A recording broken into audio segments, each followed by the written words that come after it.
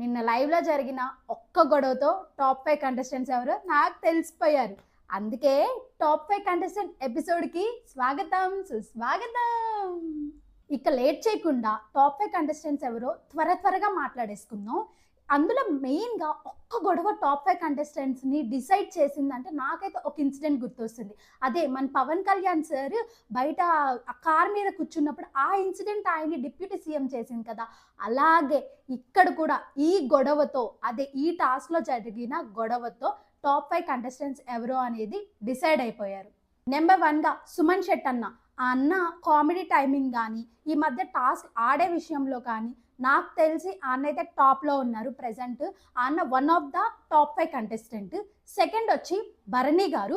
బర్నీ గారికి బయట మామూలు ఫాలోయింగ్ లేదు. ఒక లయన్లా చూస్తున్నారు అందరూ. ఆయన్ని కూడా ఖచ్చితంగా టాప్ 5 కంటెస్టెంటే. ఇంకోటి బర్నీ గారికి మెయిన్ అడ్వాంటేజ్ ఏంటంటే ఆయన ఉన్న పాయింట్ ఉన్నట్టు మాట్లాడుతున్నారు. అసలు భయపడట్లేదు మనిషి. ఆయనకైతే బిగ్ బాస్ విన్నర్ అయ్యే ఛాన్సెస్ కూడా ఉన్నాయి, హై ఛాన్సెస్ ఉన్నాయన్నమాట. ఈయనైతే టాప్ 5 కంటెస్టెంట్ పక్కా. థర్డ్ వచ్చి ఇమాన్యుయల్ కూడా top 5, one of the top 5 contestant. ఎందుకంటే అస్సలు ఏమన్నా మాటలు మాట్లాడుతున్నాడా, అలాగే గేమ్ స్ట్రాటజీ వైజ్ కానీ, టాస్క్లు ఆడే విషయంలో కానీ ఒక వర్డ్స్ నోట్లో నుంచి వచ్చే ఒక్క మాట కూడా చాలా కరెక్ట్గా పెడుతున్నాడు కంటెస్టెంట్స్ మీద. అయితే ఈ మనిషి కూడా ఖచ్చితంగా one of the top 5 contestant. Top 3 contestant ఈయన. నేను చెప్పే లైన్గా చెప్తున్నా చూడండి. ఫస్ట్ సుమన్ శెట్టి అన్న, తర్వాత సెకండ్ బర్నీ గారు, థర్డ్ ఇమాన్యుయల్. ఫోర్త్ వచ్చేసి తనుజ. అదే సీరియల్లో చేస్తారు కదా, తనుజ అయితే టాప్ 5లో ఖచ్చితంగా ఉంటుంది. ఎందుకంటే బ్యూటీ వైజ్ చాలా అక్కడ ఉండే వాళ్ళందరిలో కల్లా క్యూట్గా కనిపించే తనుజానే. క్యూట్నెస్ వల్ల కూడా ఓట్లు పడతాయండి. కొంతమంది ఇప్పుడు ఆడియన్స్ వే ఆఫ్ థింకింగ్ ఎలా ఉంటుందంటే ఒక్కొక్కరు క్యూట్గా ఉంటే వేస్తారు, ఇంకొకరు చాలా గట్టిగా వాదిస్తే వేస్తారు. అదే శ్రీజ వీళ్ళు, ప్రియా వీళ్ళు ఉంటారు కదా, వీళ్ళని నచ్చే వాళ్ళు కూడా కొంతమంది ఉంటారు. ఇప్పుడు నాకు ఒక టైప్ ఆఫ్ కంటెస్టెంట్ నచ్చుతున్నారని చెప్పేసి మీకు కూడా ఆ కంటెస్టెంటే నచ్చాలనే ఇది లేదు కదా.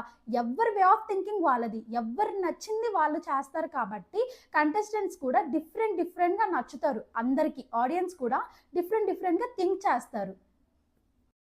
అమ్మాయిల్లో ప్రస్తుతానికి టాప్ 5 కంటెస్టెంట్ అని అనిపించేది వచ్చేసి తనుజ ఒక్కటే ప్రస్తుతానికి. 4 మెంబర్స్ని అయితే నేను క్లియర్ కట్గా మీకు చెప్పేశాను.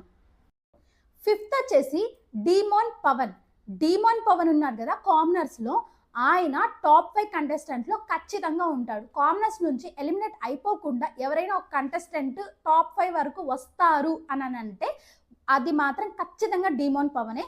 ఎందుకంటే చూడడానికి సైలెంట్గా ఉంటాడు, లవ్ ట్రాక్ మెయింటైన్ చేసుకుంటున్నాడు, కానీ ఎక్కడ పాయింట్స్ పెట్టాలి, ఎక్కడ టాస్క్ ఆడాలి అని అయితే కరెక్ట్గా ఆడుతున్నాడు భయ. అసలు ఎంత తెలివిగా ఆడుతున్నాడంటే మనిషి నేను చాలా తెలివి అది ఇది అని అనుకుంటాడు కదా, అస్సలు ఆ డీమోన్ పవన్ దగ్గర ఏ మాత్రం సరిపోడు.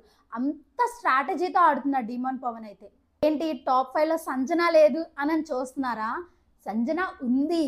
ఈ టాప్ 5 అందరినీ తొక్కుకుంటూ టాప్ 1కి వెళ్ళొచ్చు, లేదా ఏదన్నా కొంచెం మిస్ మ్యాచ్ అయ్యి ఎలిమినేట్ కూడా అయిపోవచ్చు. ఎందుకంటే 50-50 ఛాన్సెస్ అనమాట ఈ టాప్ 5లో ఉండడానికి. ఒక్కోసారి చాలా ఎక్కువ వర్క్ చేస్తుంది కదా, అప్పుడు నెగిటివ్ కూడా అయిపోవచ్చు, చెప్పలేం. ఇలాంటి కంటెస్టెంట్స్ 50-50 ఛాన్సెస్ ఉంటారనమాట. అయితే ఫైర్ బ్రాండ్ అయిపోతారు, ఇంకా ఆ సీజన్ని ధూమ్ధామ్ పెట్టి విన్నర్గా నిల్చుంటారు. లేదు అని అంటే అసలు ఇంకా కింద పడిపోయి ఎలిమినేట్ అయిపోతారు. ఇంకెందుకులే అంత నెగిటివిటీ ఫేస్ చేయాల్సి వస్తుంది. అలాంటి ఒక కంటెస్టెంట్లో సంజన కూడా ఒకరు. అందుకే నాకు నోరు కూడా తడబడుతుంది, సారీ. సంజన కూడా ఒకరనమాట. ఆమె ఒక్కోసారి భలే స్ట్రాటజీ ప్లే చేస్తుంది, ఇంకోసారి అసలు ఏంటి పిచ్చిది అన్నట్టు కూడా అనిపిస్తుంది అనమాట. అందుకని నేను టాప్ 5లో పెట్టాలా వద్దా అనేది ఒక 50-50 ఛాన్సెస్ ఉన్నాయి. చెప్పాను కదా, ఒకవేళ టాప్ 5 కానీ వచ్చింది అని అంటే టాప్ 1-2లో నిల్చుంటుంది అంతే. ఇంకా లేదు టాప్ 5కి రాలేదు అని అంటే ఇంకా ఖచ్చితంగా ఎక్కడో నెగిటివిటీ ఫేస్ చేసి చాలా ఫేస్ చేయాల్సి ఉంటుంది ఆమె అయితే. ఈ మధ్య ట్రోల్స్లో సంజన గురించి ఒక లీక్ అయితే బయటకు వస్తుంది, విరాట్ కోహ్లీతో డేట్ చేసింది అని. నిజమంటారా ఇదంతా? నాకైతే ఎందుకు నమ్మబుద్ధి కావట్లేదు. మీరేమంటారు? ఒకవేళ నిజమని అంటే కింద కమెంట్స్లో చెప్పండి. చాలా మీమ్స్ అండ్ ట్రోల్స్ అయితే వస్తున్నాయి పాపం సంజన మీద. ఏది నిజమో ఏది అబద్ధమో నమ్మలేం కదా మీమ్స్ చూసి. ఈ టాప్ 5 కంటెస్టెంట్ మొత్తం నా అనాలిసిస్ ప్రకారం నేను తెలుసుకుంది. మీకు టాప్ 5లో ఎవరుంటారు అనిపిస్తుంది? మీ ఫేవరెట్ కంటెస్టెంట్స్ కూడా చాలా మంది ఉంటారు కదా, విత్ చాలా పాజిటివ్ పాయింట్స్తో ఉంటారు కదా మీరు కూడా. అవి కింద కమెంట్ సెక్షన్లో చెప్పండి, నేను కూడా తెలుసుకుంటాను. నా అనాలిసిస్ కరెక్ట్గా ఉందా లేకపోతే మీ అనాలిసిస్ కరెక్ట్గా ఉందా కూడా మనమైతే కింద మాట్లాడుకుందాము. నాకైతే పర్సనల్గా వీళ్ళు 5 మెంబర్స్ అయితే నాకు టాప్ 5లో ఉంటారు అనేది చాలా గట్టిగా అనిపిస్తుంది. చూద్దాం ఎవరు టాప్ 5లోకి వస్తారో. మెయిన్లీ ఈరోజు సాటర్డే ఎపిసోడ్లో నాగమామ మామూలుగా వేయలేదంట, వీళ్ళందరినీ కంటెస్టెంట్స్ని బాగా గట్టిగా వేసుకున్నాడంట. ఆ వీడియో గురించి కూడా నేను సాటర్డే సండే 2 ఎపిసోడ్లు కలిపి ఒకే ఎపిసోడ్గా అయితే తీద్దాం అనుకుంటున్నాను. ఎందుకంటే సాటర్డే వచ్చేసి గట్టిగా తిడతాడు, సండే వచ్చేసి కొంచెం ఫన్గా ఉంటుంది. 2 ట్రాలీ చేసుకొని మనం ఒక్కొక్కటి ట్రాలీ చేసుకుని దాని తర్వాత మాట్లాడితే కరెక్ట్ కదా. తిట్టేశాడు దాని తర్వాత ఇలా అయిపోయిందని నాకు సార్ కూడా నెగిటివిటీ పెంచడం కంటే మనం 2 ఎపిసోడ్ని చూసి దాని తర్వాత అయితే నేను అనాలిసిస్ చేద్దాం అని అయితే అనుకుంటున్నాను. ఆ ఎపిసోడ్ అయితే తర్వాత రోజు వస్తుంది. ఓకేనా. ఎలిమినేషన్ అని బయట గట్టిగా ట్రోల్ అవుతుంది. నేనైతే మర్యాద మనీష్ ఎలిమినేట్ అయిపోతాడు అని ప్రీవియస్ వీడియో అయితే ఆల్రెడీ ఓటింగ్ అనాలిసిస్లో చెప్పున్నాను. ఒకసారి కావాలంటే వెళ్ళి ప్రీవియస్ వీడియో చూసేసేయండి. ఇంకోటి, ప్రియా ఎలిమినేట్ అయిపోయింది అని తెగ్గ మీమ్స్ అండ్ ట్రోల్స్ వచ్చేస్తున్నాయి, ఇన్స్టా పోస్టులు కానీ అన్నీ వచ్చేస్తున్నాయి. లెక్క ప్రకారం చూసుకుంటే, ఓటింగ్ని పట్టి చూసుకుంటే మర్యాద మనీష్ లీస్ట్లో ఉన్నాడు కదా, మర్యాద మనీష్ వెళ్ళాలి. ఇక్కడ మెయిన్ ఉంది ఏంటంటే, బిగ్ బాస్ వాళ్ళు ఒక స్ట్రాటజీ ప్లే చేస్తారు.